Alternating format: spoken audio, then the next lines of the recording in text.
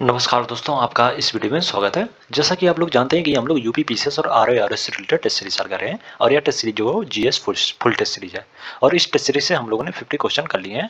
अब next 50 question हम लोग इस वीडियो में सॉल्व करेंगे और नेक्स्ट 50 क्वेश्चन हम लोग नेक्स्ट वीडियो में सॉल्व करके इस टेस्ट सीरीज को कंप्लीट करेंगे। तो चलिए टाइम को बिना वेस्ट किए आगे बढ़ते हैं और आप लोगों से एक विनम्र निवेदन है कि आप लोग चैनल को सब्सक्राइब कर लें, वीडियो को लाइक करें, शेयर करें और कमेंट करें और इस वीडियो के पीडीएफ के लिए टेलीग्राम या व्हाट्सएप ग्रुप को ज्वाइन कर लें, जो कि लिंक डिस्क्रिप्शन में दे दिया गया है। तो चलिए स्टार्ट करते हैं। विधान परिषद के सदस्यों के निर्वाचन के संबंध में निम्न में से कौन सा कथन सही नहीं है? ऑप्शन ए 1/3 सदस्य स्थानीय निकायों जैसे नगरपालिका, जिला बोर्ड आदि के द्वारा चुने जाते हैं। ऑप्शन बी है 1/12 सदस्यों को राज्य में रह रहे 3 वर्ष से स्नातक निर्वाचित करते हैं और ऑप्शन सी है 1/3 सदस्यों का चुनाव विधानसभा के सदस्यों द्वारा किया जाता है और ऑप्शन डी है 1/12 सदस्यों का निर्वाचन 3 वर्ष से अध्यापन कर रहे लोग चुनते हैं, जिसमें सभी अध्यापक शामिल हो सकते हैं। वर्तमान में भारत में केवल 6 राज्यों में जो विधान परिषद है। विधान परिषद में अधिकतम संख्या जो विधानसभा की 1/3 तथा न्यूनतम जो है वो 40 निश्चित है। विधान परिषद की कुल सदस्यों में से 1/3 सदस्य जो है वो स्थानीय निकायों जैसे नगरपालिका, जिला बोर्ड आदि के द्वारा चुने जाते हैं और 1/12 सदस्यों को राज्य में रह रहे 3 वर्ष से स्नातक निर्वाचित करते हैं और 1/3 सदस्यों का चुनाव जो हो विधानसभा द्वारा विधानसभा सभा के सदस्यों द्वारा किया जाता है, विधानसभा के सदस्यों द्वारा किया जाता है और 1/12 सदस्यों का निर्वाचन जो है वो 3 वर्ष से अध्यापन कर रहे लोग चुनते हैं। लेकिन यह अध्यापक जो माध्यमिक स्कूल से कम के नहीं होने चाहिए। इसका जो ऑप्शन डी है वो सही हो जाएगा। ये विधानसभा के सदस्यों के निर्वाचन के संबंध में जो गलत है, तो इसमें डी द राइट आंसर हो जाएगा। इसमें बोला गया सभी अध्यापक जो शामिल हो सकते हैं, बल्कि विधान परिषद के सदस्यों के निर्वाचन में जो है वो सभी अध्यापक नहीं, माध्यमिक स्कूल से कम के अध्यापक जो इसमें शामिल नहीं हो सकते। तो इसका जो ऑप्शन डी है वो सही हो जाएगा। नेक्स्ट क्वेश्चन है, जिला न्यायाधीश नियुक्त होने के लिए निम्न में से कौन सी योग्यताएं होनी चाहिए? पहला है वह केंद्र या राज्य सरकार में किसी सरकारी सेवा में कार्यरत ना हो और दूसरा कथन है उसे कम से कम 10 वर्ष का अधिवक्ता का अनुभव हो और तीसरा कथन है उच्च न्यायालय ने उसकी नियुक्ति की सिफारिश की हो। किसी भी व्यक्ति को जिला न्यायाधीश नियुक्त होने के लिए कम से कम 7 वर्ष का अधिवक्ता का अनुभव हो, ना कि 10 वर्ष का। तो इस प्रकार जो कथन 2 है वो जिला न्यायाधीश नियुक्त होने के योग्यताओं में शामिल नहीं है, संबंध में गलत हो जाएगा। ओके, उसे कम से कम 7 वर्ष का अधिवक्ता का अनुभव, ना कि 10 वर्ष का। और जबकि केंद्र या राज्य सरकार में किसी सरकारी सेवा में कार्यरत ना हो वो और उच्च न्यायालय ने उसकी नियुक्ति की सिफारिश की हो, इस आधार पर जो जिला न्यायाधीश नियुक्त होने की योग्यताओं में शामिल है ये दोनों कथन। तो इस प्रकार इसमें 1 और 3 द राइट आंसर हो जाएगा, तो इसमें सी द राइट आंसर हो जाएगा। नेक्स्ट क्वेश्चन है, निम्न में से किन किन में संशोधन के लिए संसद के विशेष बहुमत के साथ साथ आधे राज्यों की स्वीकृति भी आवश्यक है? ऑप्शन है राष्ट्रपति के निर्वाचन एवं इसकी प्रक्रिया, ऑप्शन बी है केंद्र एवं राज्यों के बीच विधायी शक्तियों का विभाजन, ऑप्शन सी है संसद में राज्यों का प्रतिनिधित्व और ऑप्शन डी उपयुक्त सभी। संविधान में कई तरीके से जो संशोधन किया जा सकता है, जैसे साधारण बहुमत द्वारा, संसद के विशेष बहुमत द्वारा, संसद के विशेष बहुमत एवं आधे राज्यों की स्वीकृति द्वारा। कुछ विषयों में संविधान संशोधन के लिए संसद के विशेष बहुमत के साथ साथ आधे राज्यों की सहमति भी आवश्यक होती है, जैसे राष्ट्रपति का निर्वाचन एवं इसकी प्रक्रिया, केंद्र एवं राज्य कार्यकारिणी की शक्तियों का विस्तार, उच्च न्यायालय एवं उच्चतम न्यायालय, केंद्र एवं राज्यों के बीच विधायी शक्तियों का विभाजन, 7वीं अनुसूची से संबंधित कोई विषय और संसद में राज्यों का प्रतिनिधित्व आदि। इन सभी के लिए जो है वो संसद के विशेष बहुमत के साथ साथ जो है वो आधे राज्यों की स्वीकृति भी आवश्यक होती है। तो इस प्रकार जो ये तीनों कथन जो है वो सही है। ओके, तो इसमें सभी कथन जो सही है, तो इसमें डी द राइट आंसर हो जाएगा। नेक्स्ट क्वेश्चन है, प्रियांश के संबंध में कौन सा कथन सही है? ऑप्शन है यह ऐसे रोग संक्रामक कारक है जिनमें केवल प्रोटीन होता है तथा न्यूक्लियक अम्ल का अभाव पाया जाता है और ऑप्शन बी है यह ऐसे रोग संक्रामक है जो न्यूक्लियो प्रोटीन के बने हैं, ऑप्शन सी है यह एक प्रकार के क्रिस्टल होते हैं और ऑप्शन डी है यह ऐसे रोग संक्रामक है जो केवल प्रोटीन के बने होते हैं, साथ ही न्यूक्लियक अम्ल उपस्थित होता है। प्रियांश ऐसे रोग संक्रामक कारक होते हैं जिनमें केवल जो है प्रोटीन होता है तथा न्यूक्लियक अम्ल का अभाव पाया जाता है और इसकी खोज जो है स्टैनले प्रूसिनर ने की थी और इन प्रोटीन कारकों में गुणांक की संक्रमित करने की क्षमता होती है। प्रियांश की खोज जो है वो स्टैनले स्टैनले प्रूसिनर स्टैनले प्रूसिनर ने की थी। तो इस प्रकार जो ऑप्शन ही है वो सही हो जाएगा इसमें। नेक्स्ट क्वेश्चन है, बहुत से शैवालों का आर्थिक महत्व है और उनका प्रयोग विभिन्न कार्यों में किया जाता है। शैवालों के उपयोग के संबंध में कौन सा सही सुमेलित नहीं है? शैवाल उपयोग, ऑप्शन ए है क्लोरेला। क्लोरेला शैवाल का प्रयोग जो है वो प्रकाश संश्लेषण की खोज में किया जाता है, तो इसका जो ऑप्शन ए है वो सही सुमेलित है। ओके। और वेलोनिनिया, वेलोनिनिया शैवाल का प्रयोग जो है वो जीव द्रव की खोज के लिए किया जाता है, तो इसका जो ऑप्शन बी है वो भी सही हो जाएगा। और लेमिनेरिया शैवाल का प्रयोग जो है वो आयोडीन बनाने में किया जाता है, तो इसका जो ऑप्शन बी है वो भी सही सुमेलित, ऑप्शन सी जो है वो भी सही सुमेलित है। और कैराट शैवाल से जो श्लेष्मिक कैरोगेनिक पदार्थ तैयार किया जाता है, श्लेष्मिक कैरोगेनिक, श्लेष्मिक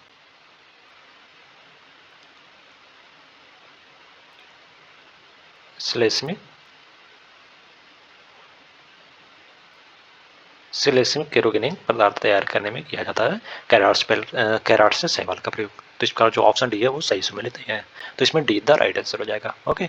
कृत्रिम ऊन का निर्माण, कृत्रिम ऊन का निर्माण करने के लिए जो सारगासम शैवाल का प्रयोग किया जाता है, सारगासम, सारगासम शैवाल का प्रयोग जो कृत्रिम ऊन का निर्माण करने में किया जाता है, तो इसका जो ऑप्शन डी है वो सही हो जाएगा। इसमें नेक्स्ट क्वेश्चन है, नीचे दो कथन दिए गए हैं जिनमें से एक को अपकथन है और दूसरे को कारण कहा गया है। अपकथन है ग्लूकोज को कोशिकीय ईंधन कहा जाता है, और कारण में कहा जा रहा है कि पचे हुए पदार्थ के कृमि का ऑक्सीकारक विघटन के लिए कोशिकाएं मुख्यतः ग्लूकोज का उपयोग करती हैं। नीचे दिए गए कूट से सही कथन उत्तर का चयन कीजिए।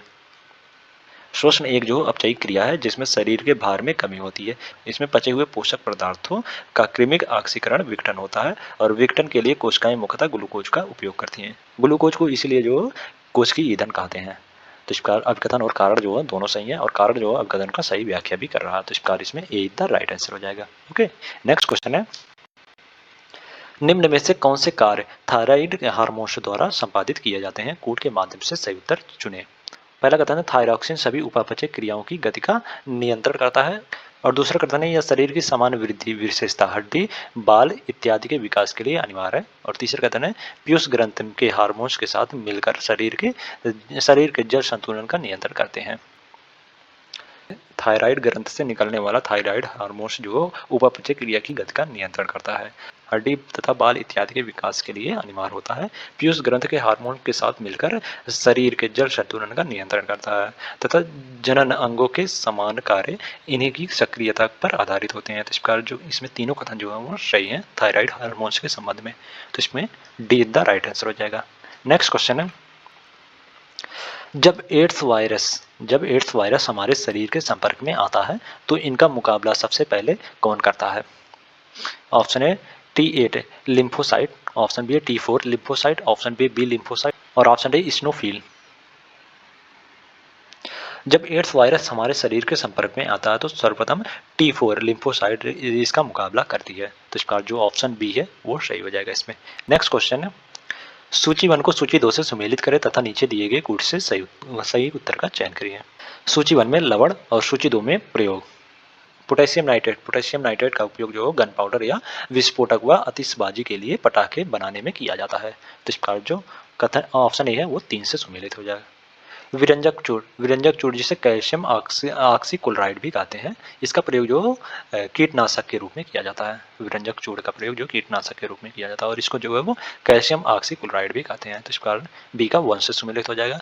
सोडियम कार्बोनेट जिसे धावन सोडा भी कहा जाता है, और इसका प्रयोग जो साबुन के निर्माण, जल की अस्थायी कठोरता दूर करने, कागज व कांच के निर्माण आदि में किया जाता है, तो इस प्रकार जो ऑप्शन सी है वो 4 से सम्मिलित हो जाएगा। और सोडियम हाइड्रोक्साइड का प्रयोग जो साबुन व अपमार्जक, कागज बनाने, कृत्रिम तंतु तथा पेट्रोलियम के परिष्करण में किया जाता है, तो इस प्रकार जो ऑप्शन डी है वो 2 से सम्मिलित हो जाएगा। तो इसमें 3 1 4 2 तो इसमें एक द राइट आंसर हो जाएगा। नेक्स्ट क्वेश्चन है, अप्रैल 2024 में भारत की पहली स्वदेशी gene therapy CAR T cell therapy का शुभारंभ किया गया है। इसके संबंध में कौन सा कथन सही नहीं है? ऑप्शन ए इसे भारतीय प्रौद्योगिकी संस्थान मुंबई तथा टाटा मेमोरियल अस्पताल के समन्वय से विकसित किया गया है, और ऑप्शन बी है इसका शुभारंभ प्रधानमंत्री नरेंद्र मोदी ने किया। ऑप्शन सी है CAR टी सेल थेरेपी से तात्पर्य chimeric antigen receptor T cell therapy है, और ऑप्शन ए यह एक प्रकार की कैंसर इम्यूनोथेरेपी है जो कैंसर कोशिकाओं का पता लगाने और उसे नष्ट करने की क्षमता बढ़ाने के लिए रोगी की स्वयं की टी कोशिकाओं का उपयोग करती है। भारत की पहली स्वदेशी जीन थेरेपी का शुभारंभ जो राष्ट्रपति द्रौपदी मुर्मू ने की थी, ना कि प्रधानमंत्री नरेंद्र मोदी ने। तो इस प्रकार जो ऑप्शन बी है वो स्वदेशी जीन थेरेपी के संबंध में गलत है। तो इसमें जो ऑप्शन बी है वो सही हो जाएगा। नेक्स्ट क्वेश्चन है, मेन 5 सीवी वैक्सीन जिसे हाल ही में विकसित किया गया है के संबंध में निम्न में से कौन से कथन सही है? पहला कथन है, मेन 5 सीवी वैक्सीन बनाने वाला विश्व का पहला देश नाइजीरिया बना है। और दूसरा कथन है, यह वैक्सीन मेनिंजाइटिस रोग को रोकने में सक्षम है। और तीसरा कथन है, मेनिंजाइटिस रोग में मस्तिष्क और रीढ़ की हड्डी के आसपास की झिल्ली में खतरनाक सूजन हो जाती है। और चौथा कथन है, WHO ने वर्ष 2030 तक मेनिंजाइटिस को पूर्णतः समाप्त करने का लक्ष्य निर्धारित किया है। नाइजीरिया जो हो मेनिंजाइटिस के विरुद्ध एक नई वैक्सीन मेन 5 सीवी बनाने वाला विश्व का पहला देश बन गया है। और यह वैक्सीन को ग्लोबल वैक्सीन अलायंस गावी द्वारा वित्त पोषित किया गया है। डब्ल्यूएचओ द्वारा जो है वो 2030 तक मेनिंजाइटिस को पूर्ण समाप्त करने का लक्ष्य निर्धारित किया गया है। तो इस प्रकार इसमें सभी कथन जो हो मेन 5 सीवी वैक्सीन के संबंध में सत्य है। तो इस प्रकार जो ऑप्शन डी है वो सही हो जाएगा इसमें। नेक्स्ट क्वेश्चन है, नीचे दो कथन दिए गए हैं जिनमें से एक को कथन ए और दूसरे को कारण आर कहा गया है। अब कथन ए, कई बार गर्म पानी या चाय डालने पर कांच के गिलास चटक जाते हैं। और कारण आर में कहा जा रहा है कि गर्म पानी या चाय डालने पर कांच की गिलास की भीतरी तथा बाहरी सतह का प्रसार हो जाता है। नीचे दिए गए कूट से सही उत्तर चुनिए का चयन कीजिए। कांच के गिलास में कई बार गर्म पानी या चाय डालने पर चटक जाते हैं। इसका कारण यह है कि गर्म पानी अथवा चाय डालने पर कांच की भीतरी सतह का जो प्रसार हो जाता है, जबकि बाहरी सतह का तापमान कम होने से बाहर की तरफ जो है वो प्रसार नहीं हो पाता है। अतः अंदर तथा बाहर कांच के असमान प्रसार के कारण जो गिलास चटक जाता है। तो इस प्रकार इसमें अभिकथन सही है परंतु कारण जो है वो गलत हो जाएगा। अभिकथन सही है परंतु कारण जो है वो गलत हो जाएगा। तो इसमें केवल सी इज द राइट आंसर हो जाएगा इसमें। नेक्स्ट क्वेश्चन है, प्राथमिक इंद्रधनुष के संबंध में निम्न कथनों पर विचार कीजिए। पहला है, प्राथमिक इंद्रधनुष में लाल रंग की पट्टी बाहर की ओर और बैंगनी रंग की पट्टी अंदर की ओर होती है। और दूसरा कथन है, इसमें सूर्य की किरणों का 2 बार अपवर्तन और 2 बार पूर्ण आंतरिक परावर्तन होता है। उपरोक्त में से कौन सा कथन सही है? जब इंद्रधनुष में लाल रंग की पट्टी बाहर की ओर तथा बैंगनी रंग की पट्टी जो अंदर की ओर होती है तो उसे प्रथम इंद्रधनुष कहते हैं। इसमें सूर्य की किरणों को 2 बार अपवर्तन व 1 बार पूर्ण आंतरिक परावर्तन होता है। जबकि द्वितीय इंद्रधनुष में बैंगनी रंग की पट्टी जो बाहर की तरफ और लाल रंग की पट्टी जो अंदर की तरफ होती है। और इसमें प्रकाश किरणों का 2 बार अपवर्तन और 2 बार पूर्ण आंतरिक परावर्तन होता है। तो इस प्रकार इसमें कथन एक जो है वो सही है, जबकि कथन 2 जो है वो गलत हो जाएगा। ओके, प्राथमिक इंद्रधनुष में जो है वो 2 बार अपवर्तन तो होता है, लेकिन 2 बार पूर्ण आंतरिक परावर्तन नहीं होता, बल्कि एक बार पूर्ण आंतरिक परिवर्तन होता है सूर्य की किरणों का। तो इसका जो कथन 2 है वो गलत हो जाएगा, जबकि कथन 1 जो है सही है। तो इसमें केवल एक सही है, तो ए द राइट आंसर हो जाएगा। नेक्स्ट क्वेश्चन है, निम्न में से कौन सा सही सुमेलित नहीं है? कूट के माध्यम से सही उत्तर चुनिए। तेल उत्पादक केंद्र और क्षेत्र। भारत में खनिज तेल के 4 प्रमुख क्षेत्र हैं, ब्रह्मपुत्र घाटी, गुजरात तट, पश्चिमी अपतटीय क्षेत्र और पूर्वी अपतटीय क्षेत्र। रुद्र सागर लकवा तेल उत्पादक केंद्र जो है वो ब्रह्मपुत्र घाटी में स्थित है, ना कि पश्चिमी अपतटीय क्षेत्र में। तो इस प्रकार जो कथन एक है वो गलत हो जाएगा। ओके, तो इसमें पूछा गया कौन सा सही सुमेलित नहीं है, तो इसमें केवल जो एक है वो सही सुमेलित नहीं है। तो इसमें बी द राइट आंसर हो जाएगा। यह जो है ब्रह्मपुत्र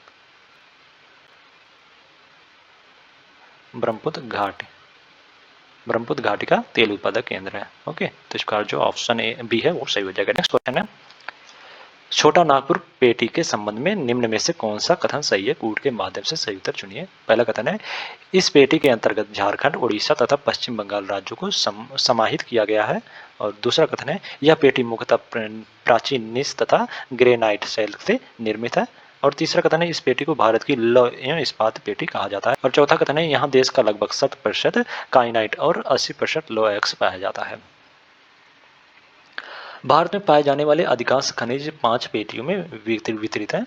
छोटा नागपुर पेटी जो महत्वपूर्ण पेटी है। इस पेटी के अंतर्गत जो झारखंड, उड़ीसा तथा पश्चिम बंगाल राज्यों को सम्मिलित किया गया है। यह पेटी जो मुख्यतः प्राचीन निस्सयी तथा ग्रेनाइट शैलों से निर्मित है, जो देश का समृद्ध खनिज क्षेत्र है। इस पेटी को भारत की लौह एवं इस्पात पेटी कहा जाता है। यहाँ देश का लगभग जो 7% काइनाइट और 93% जो लौह और 84% जो है वो कोयला पाया जाता है।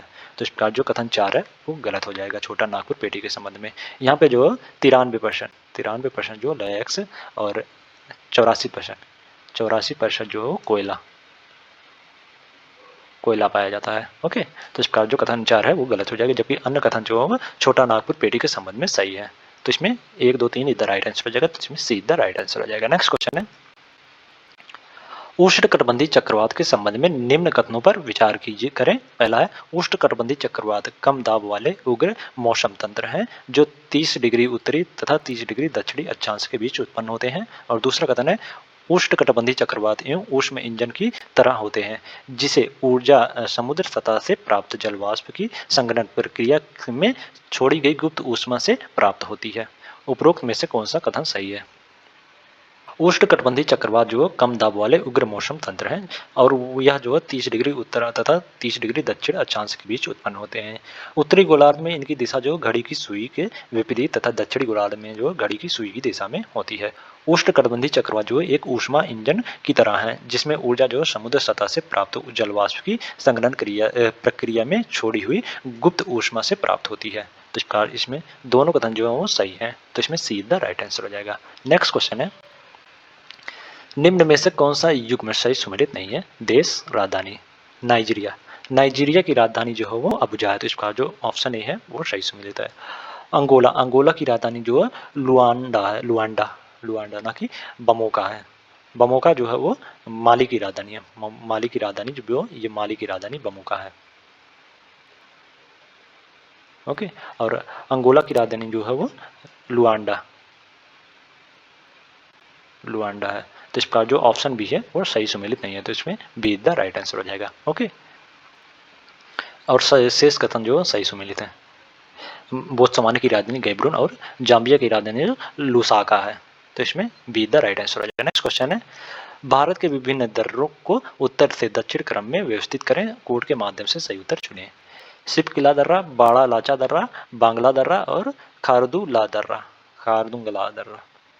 प्रश्नगत दिए गए दर्रों का उत्तर से दक्षिण में क्रम जो है सही क्रम जो है वो सबसे उत्तर में जो खारदुंगला दर्रा है, फिर उसके बाद बांग्ला दर्रा, फिर बड़ा लाचा दर्रा और उसके बाद सबसे दक्षिण में जो है सिपकिला दर्रा है। तो इस प्रकार इसमें 4, 3, 2, 1, 4, 3, 2, 1, तो इसमें एक द राइट आंसर हो जाएगा। नेक्स्ट क्वेश्चन है, कृष्णा की सहायक नदी तुंगभद्रा के संबंध में कौन सा कथन सही है? कूट के माध्यम से सही कथन चुनें। पहला कथन है, तंगु तथा भद्रा नदी सिमोगा के पास मिलकर तुंगभद्रा नदी का निर्माण करती है। और दूसरा कथन है, यह पश्चिमी घाट के गंगामूला नामक स्थान से निकलती हैं। और तीसरा कथन है, तुंगभद्रा नदी को रामायण काल में पंपा नाम से जाना जाता था। और चौथा कथन है, यह आंध्र प्रदेश के गोंडीमल्ला नामक स्थान पर कृष्णा नदी में मिलती है।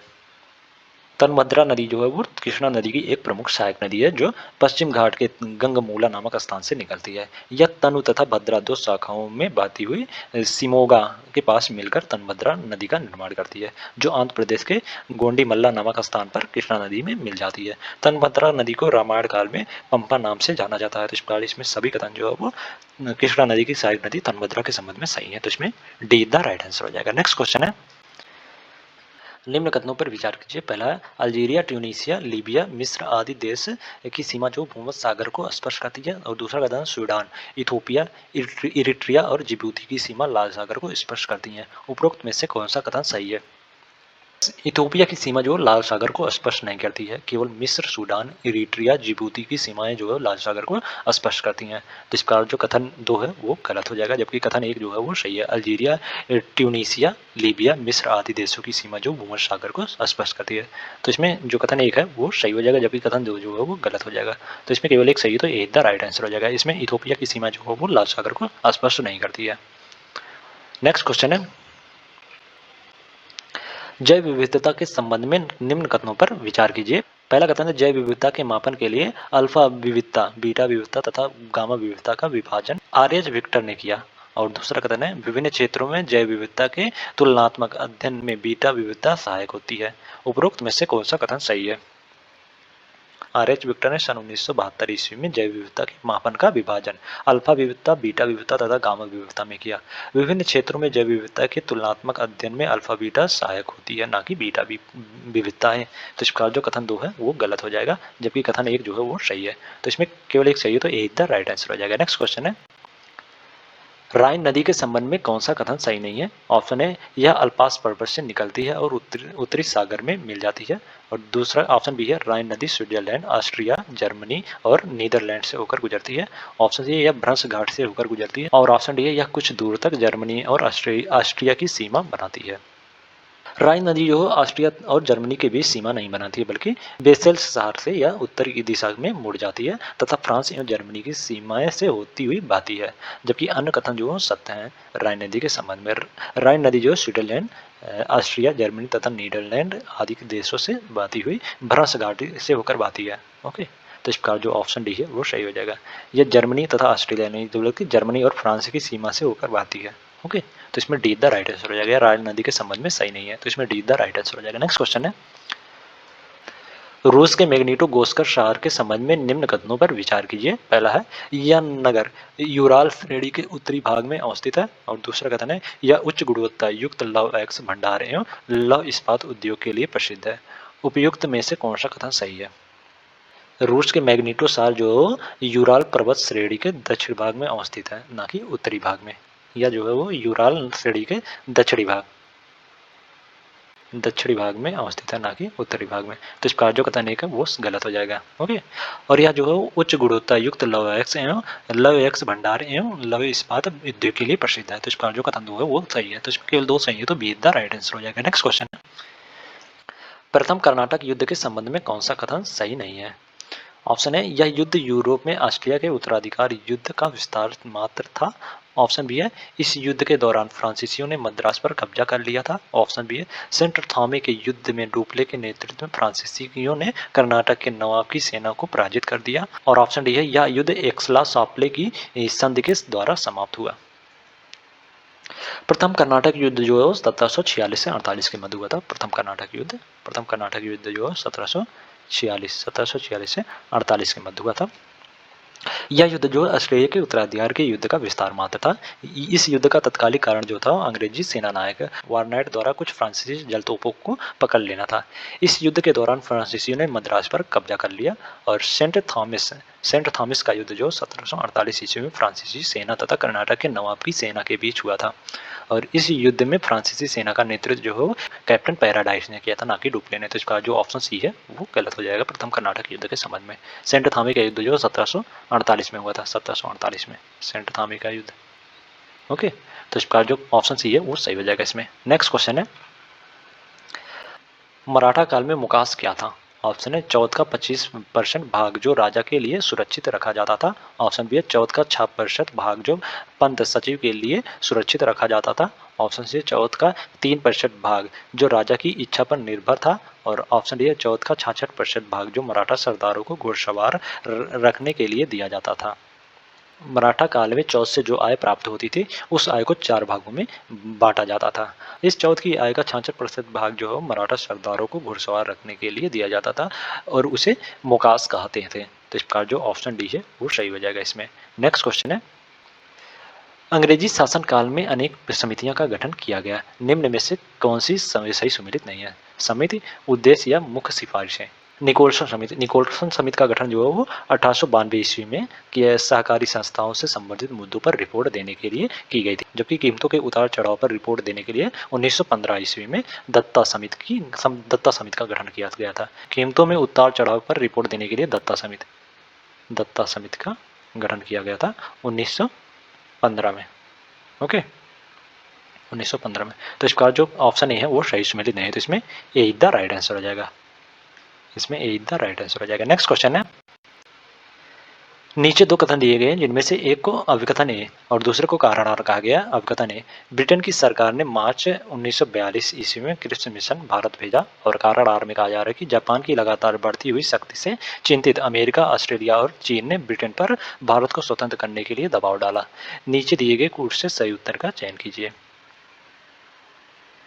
द्वितीय विश्व युद्ध में जापान की लगातार बढ़ती हुई शक्ति से अंतर्राष्ट्रीय समुदाय जो व्यथित हो गया और अमेरिका, ऑस्ट्रेलिया और चीन ने ब्रिटेन पर जो भारत को स्वतंत्र करने के लिए दबाव डाला। और परिणाम स्वरूप ब्रिटेन के प्रधानमंत्री चार्ल्स ने मार्च 1942 में क्रिप्स मिशन को भारत भेजने का घोषणा किया था। तो इस बार जो कथन और कारण इसमें जो दोनों सत्य हैं और कारण जो है उस कथन का सही व्याख्या भी कर रहा है। तो इसमें ए द राइट आंसर हो जाएगा। नेक्स्ट क्वेश्चन है, वेल्बे योजना जो 14 जून 1945 को गवर्नर जनरल वेल्बे ने प्रस्तुत किया, में निम्नलिखित में से कौन सा प्रावधान शामिल थे? पहला है, वायसराय की कार्यकारिणी में वायसराय तथा कमांडर इन चीफ को छोड़कर सभी सदस्य भारतीय होंगे। और दूसरा कथन है, प्रतिरक्षा मंत्रालय को छोड़कर समस्त विभाग जो भारतीयों को दे दिए जाएंगे। और तीसरा कथन है, कार्यकारिणियों में मुसलमान सदस्य की संख्या हिंदुओं के बराबर होगी। और चौथा कथन है, युद्ध समाप्त होने पर भारतीय स्वयं ही अपना संविधान बनाएंगे। कार्यकारिणी में मुसलमान सदस्यों की संख्या जो सवर्ण हिंदुओं के बराबर रखी जाने की बात इसमें कही गई थी, ना कि समस्त हिंदुओं के बराबर। तो इसका जो कथन 3 है वो गलत हो जाएगा इसमें। ओके, जबकि शेष कथन जो रेलवे योजना के संबंध में सही है। तो इसमें 1, 2 और 4 इधर राइट आंसर हो जाएगा। तो इसमें सीधा राइट आंसर हो जाएगा। नेक्स्ट क्वेश्चन है, निम्न कथनों पर विचार कीजिए। पहला है, द रेडिकल डेमोक्रेटिक पार्टी की स्थापना 1940 में सोमेंद्र नाथ टैगोर ने किया था। दूसरा कथन है, बोल्शेविक लेनिनिस्ट पार्टी की स्थापना 1941 में एम.एन. राय ने की थी। उपरोक्त में से कौन सा कथन सही है? द रेडिकल डेमोक्रेटिक पार्टी की स्थापना जो 1940 में एम.एन. राय ने, जबकि बोल्शेविक लेनिनिस्ट पार्टी की स्थापना जो 1941 में इंद्रसेन व अजीत राय ने की थी। तो इस प्रकार दोनों कथन जो सही गलत है। तो इसमें डी द राइट आंसर हो जाएगा। द रेडिकल डेमोक्रेटिक इसकी स्थापना जो एम.एन. राय ने की थी। और बोल्शेविक लेनिनिस्ट पार्टी की स्थापना जो है इंद्रसेन और अजीत राय ये दोनों ने की थी। ओके, इंद्रसेन और अजीत राय। तो इस प्रकार इसमें दोनों कथन जो गलत हो जाएगा। तो इसमें डी द राइट आंसर आ जाएगा। नेक्स्ट क्वेश्चन है, निम्न कथनों पर विचार कीजिए। पहला, भारत में प्राचीनतम सिक्के 5वीं शताब्दी ईसा पूर्व से प्राप्त होते हैं, इन्हें आहस सिक्के कहा जाता है। और दूसरा कथन है, इन्हें आहस इसलिए कहा जाता है क्योंकि यह जो है धातु के टुकड़ों पर पेड़, मछली, सांड, हाथी, अर्धचंद्रा आदि किसी वस्तु की आकृति का ठप्पा मारकर बनाए जाते थे। उपरोक्त में से कौन सा कथन सही है? सिक्कों के अध्ययन को जो है न्यूमिस्मेटिक कहा जाता है। भारत के प्राचीनतम सिक्के जो है 5वीं शताब्दी ईसा पूर्व से प्राप्त होते हैं, इन्हें आहस सिक्के कहा जाता है। यह मुख्यतः चांदी के बने होते थे।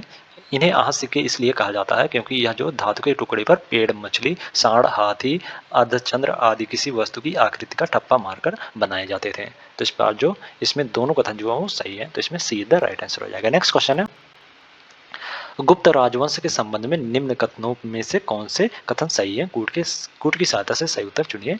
पहला कथन है, चंद्रगुप्त प्रथम ने 319 ईस्वी में गुप्त सामंत चलाया। दूसरा कथन है, गुप्त सामंत का सर्वप्रथम प्रयोग समुद्रगुप्त के प्रयाग प्रशस्त में हुआ है। और तीसरा कथन है, समुद्रगुप्त के प्रयाग प्रशस्त में गंगा अवतरण का उल्लेख मिलता है। और चौथा कथन है, गुप्त शासकों में कुमारगुप्त ने सर्वाधिक अभिलेख या सर्वाधिक प्रकार के सिक्के चलाए। चंद्रगुप्त प्रथम ने 319 ईस्वी में गुप्त सामंत चलाया। इस सामंत का सर्वप्रथम प्रयोग जो चंद्रगुप्त द्वितीय के मथुरा अभिलेख में हुआ है। समुद्रगुप्त के प्रयाग प्रशस्त में गंगा अवतरण का उल्लेख हुआ है तथा पाटलिपुत्र को जो पुष्प नगर कहा जाता था। गुप्त शासकों में कुमारगुप्त ने ही सर्वाधिक अभिलेख और सर्वाधिक प्रकार के सिक्के चलवाए थे। 18 प्रकार के अभिलेख और 14 प्रकार के जो सिक्के चलवाए थे कुमारगुप्त ने। तो इस प्रकार इसमें जो दूसरा कथन है वो गलत हो जाएगा, जबकि अन्य कथन जो है वो सही है। 1, 3, 4 इधर राइट आंसर हो जाएगा। तो इसमें बी द राइट आंसर हो जाएगा। नेक्स्ट क्वेश्चन है, नालंदा विश्वविद्यालय के संबंध में कौन सा कथन सही है? ऑप्शन ए, यह बौद्ध शाखा हीनयान की शिक्षा का प्रमुख केंद्र था। और ऑप्शन बी, हैंसांग के समय नालंदा के कुलपति चंद्रकृति थे। और ऑप्शन बी सी है, राहुल मित्र, वीरदेव, चंद्र गोमिन जैसे यहाँ के विद्वान चीन तथा तिब्बत गए थे। और ऑप्शन डी है, धर्मपाल ने नालंदा का पुनरुद्धार किया और इसका खर्च पूरा करने के लिए 200 गांव अलग कर दिए। नालंदा जो हो बौद्ध शाखा महायान की शिक्षा का प्रमुख केंद्र था, ना कि हीनयान का या महायान की शिक्षा का प्रमुख केंद्र था। तो इसका जो कथन एक है वो गलत हो जाएगा। ओके, और हैंसांग के समय में नालंदा के कुलपति जो वो शीलभद्र थे, ना कि चंद्रकृति। तो इसका जो ऑप्शन बी है वो भी गलत हो जाएगा। ओके, चंद्र गोमिन संत रचित पद्म संभव जैसे विद्वान जो तिब्बत गए, जबकि कमलशील कुमार जो धर्मदेव जैसे विद्वान जो हो चीन एवं तिब्बत गए थे। नालंदा विश्वविद्यालय की स्थापना जो कुमारगुप्त प्रथम ने करवाया तथा जबकि धर्मपाल ने नालंदा विश्वविद्यालय की स्थापना जो कुमारगुप्त ने करवाया था, जबकि धर्मपाल ने नालंदा का पुनरुद्धार किया और इसके खर्च को पूरा करने के लिए 200 गांव जो अलग कर दिए थे। तो इसका जो ऑप्शन डी है वो नालंदा विश्वविद्यालय के संबंध में सही है। ओके, तो इसमें डी द राइट आंसर हो जाएगा और शेष कथन जो नालंदा विश्वविद्यालय के संबंध में गलत है, तो इसमें डी द राइट आंसर हो जाएगा। नेक्स्ट क्वेश्चन है, भारत आने वाले विदेशी यात्री निकोलो कोंटी के संबंध में कौन से कथन सही नहीं है? पहला है विजयनगर आने वाला प्रथम विदेशी यात्री था और दूसरा कथन है यह स्पेन का निवासी था। तीसरा कथन है यह विजयनगर के शासक देवराय द्वितीय के शासनकाल में भारत आया और चौथा कथन है इसने विजयनगर कालीन दास प्रथा का विस्तृत वर्णन किया। निकोलो कोंटी जो वेनिस यानी इटली का निवासी था, ना कि स्पेन का। यह जो है इटली का निवासी था। तो इस बार जो कथन 2 है वो गलत हो जाएगा इसमें। ओके, जो कि विजयनगर आने वाला प्रथम विदेशी यात्री था। यह जो है देवराय प्रथम के शासनकाल में भारत आया था, ना कि देवराय द्वितीय के। यह जो है देवराय प्रथम के शासनकाल में जो भारत आया था। तो इस बार जो कथन 3 है वो भी गलत हो जाएगा। इसने विजयनगर कालीन दास प्रथा का विस्तृत वर्णन किया था। तो इस बार जो कथन 1 और 4 है वो सही हो जाएगा। तो इसमें बी द राइट आंसर हो जाएगा। नेक्स्ट क्वेश्चन है, निम्न में से किसने कहा था कि फतेहपुर सीकरी पत्थर से प्रेम तथा एक महान व्यक्ति के मस्तिष्क की अभिव्यक्ति है? फर्गुसन ने फतेहपुर सीकरी के बारे में लिखा था कि फतेहपुर सीकरी जो पत्थर से प्रेम तथा एक महान व्यक्ति के मस्तिष्क की अभिव्यक्ति है। तो इसका जो ऑप्शन बी है वो सही हो जाएगा इसमें।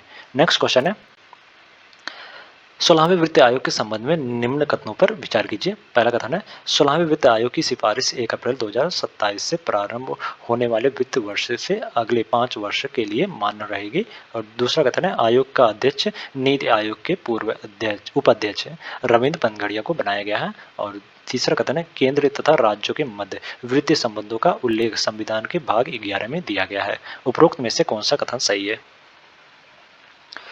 हाल ही में 16वें वित्त आयोग का गठन किया गया है, जिसका अध्यक्ष जो नीति आयोग के उपाध्यक्ष अरविंद पनगड़िया को बनाया गया है। 16वें वित्त आयोग की सिफारिश जो है 1 अप्रैल 2026 से शुरू होने वाले वित्तीय वर्ष से अगले 5 वर्ष के लिए मान्य रहेगी, ना कि 2027 से। यह जो है 1 अप्रैल 2026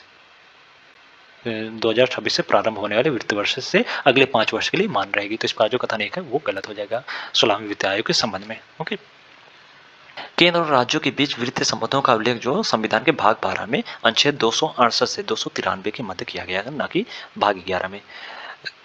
वित्त संबंधों का उल्लेख जो संविधान में भाग 12 में आर्टिकल 268 से 293 तक 93 में किया गया है। तो इसका जो कथन 3 है वो भी गलत हो जाएगा।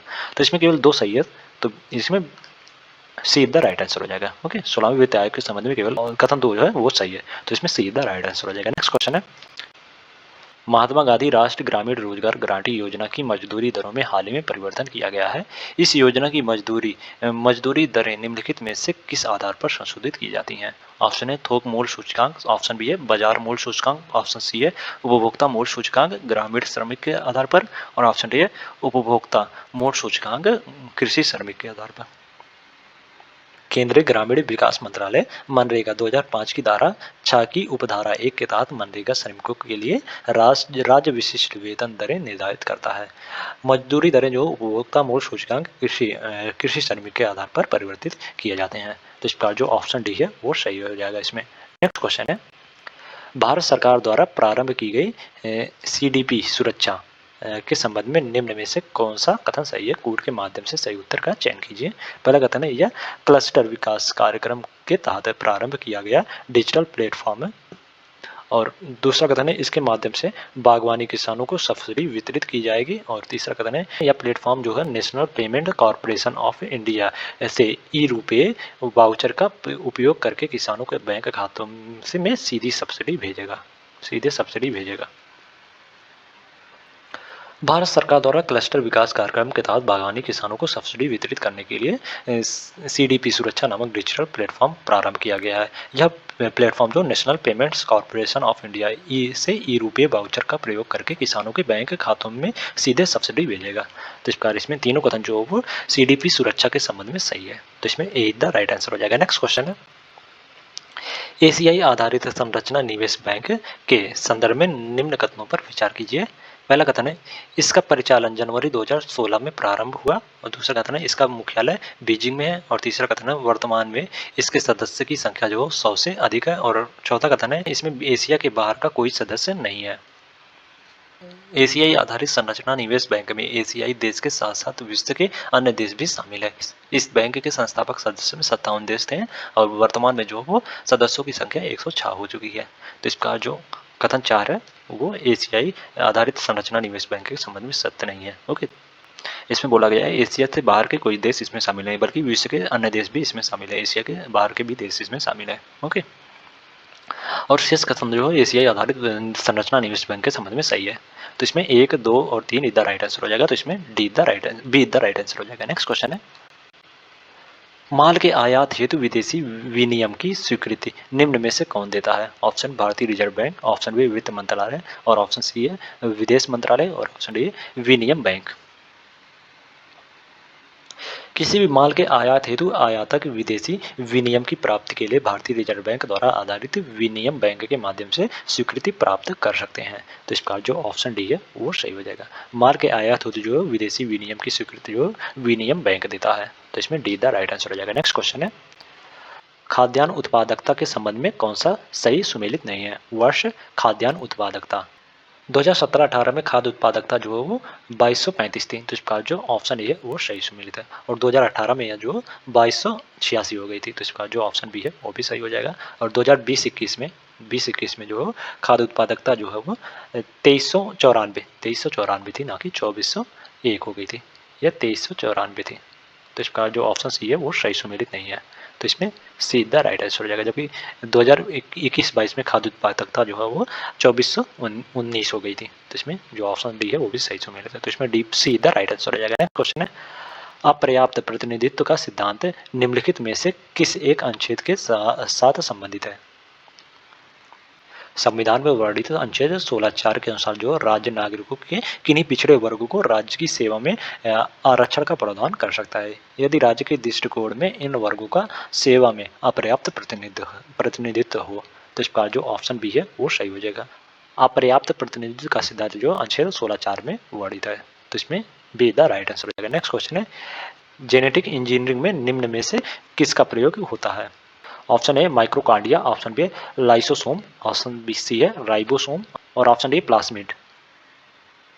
जेनेटिक इंजीनियरिंग में प्लाज्मिड का प्रयोग होता है, तो इसका जो ऑप्शन डी है वो सही हो जाएगा। नेक्स्ट क्वेश्चन है भारतीय संविधान में संविधान की व्याख्या करने का अधिकार दिया गया है। ऑप्शन ए उच्चतम न्यायालय को, ऑप्शन बी उच्च न्यायालय को, ऑप्शन सी उच्चतम एवं उच्चतम दोनों न्यायालय को, और ऑप्शन डी उच्च या उच्चतम न्यायालय के अतिरिक्त केंद्रीय प्रशासन अधिकारियों को भी। भारतीय संविधान में संविधान की व्याख्या करने का अधिकार जो उच्चतम न्यायालय एवं उच्च न्यायालय दोनों को दिया गया है, तो इसका जो ऑप्शन सी है वो सही हो जाएगा इसमें। नेक्स्ट क्वेश्चन है धातुएं सुचालक होती हैं क्यों?